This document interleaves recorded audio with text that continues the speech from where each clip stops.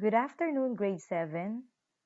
Today, I am going to discuss about weathering. This is teacher Mildred, and this is chemistry grade 7. Rocks do not stay the same forever. They get worn away slowly.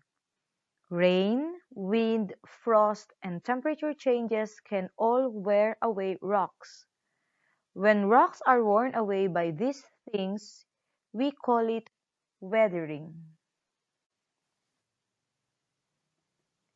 There are three types of weathering: chemical, physical, and biotic weathering. Chemical weathering happens when rainwater, which is slightly acidic, attacks limestone. Limestone is made up of calcium carbonate. When acid reacts with it, carbon dioxide gas, water, and a salt are produced. The carbon dioxide gas goes into the air and the other products are washed away by the rain. Rain is a very weak acid, so the reaction is only very slight. It takes many years to notice the difference caused to the limestone. Physical weathering. Water gets into the spaces and cracks in rocks. When this water freezes, it expands. This makes the cracks larger. When the water melts, the larger cracks are left. When this happens many times, the rocks are broken up. This is an example of physical weathering. The heat of the sun can make rocks expand. At night, the temperature falls and the rock contracts. When this happens over and over again, the rocks can crack.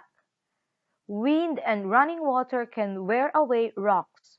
Rocks are made smooth by water running over them.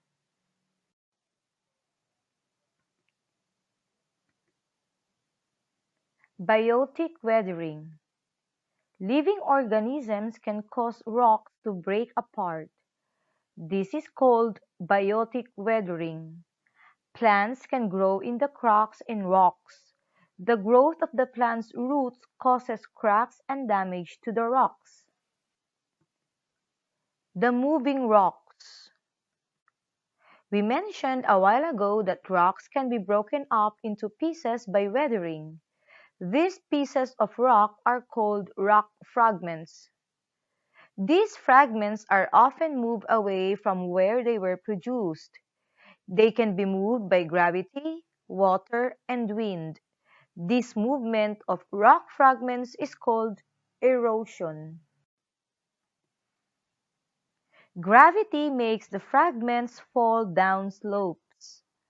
Wind blows tiny rock fragments about, and rainwater washes rock fragments down slopes.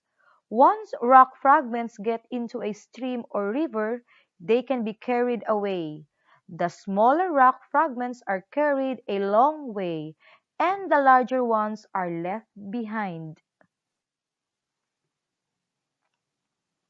The speed of a river or stream depends on how steep the slope is and how much water is in the river.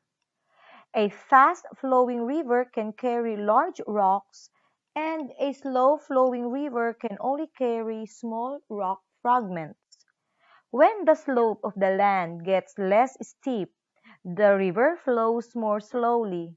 Some rocks then settle on the bed of the river because they are too heavy to be carried.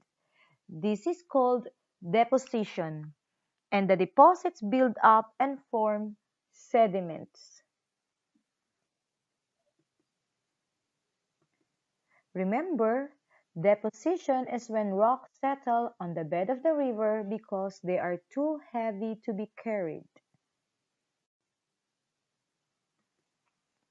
When you stir up a mixture of, let's say, different sized rock fragments and water, the fragments spread out into the water. When you stop stirring, The fragments settle with the heaviest fragments at the bottom and the lightest at the top. Different layers are formed. The same thing happens with the rock fragments deposited by rivers. The sediment is deposited on the bed of the river or on the sea bed. Over millions of years, there are changes in what is carried and deposited by the rivers. The sediments at the bottom were deposited before the ones on top. When rock fragments are first formed, they have sharp edges. When the fragments rub against each other, the edges become smoother. This is called abrasion. When there is a sandstorm, the particles of sand are moved by the wind at high speed. When they hit anything in the way, they damage it. Sometimes, sand is mixed with air and is blown at buildings and pavements to clean them. This is called sand blasting. And that ends our lesson about weathering and moving rock.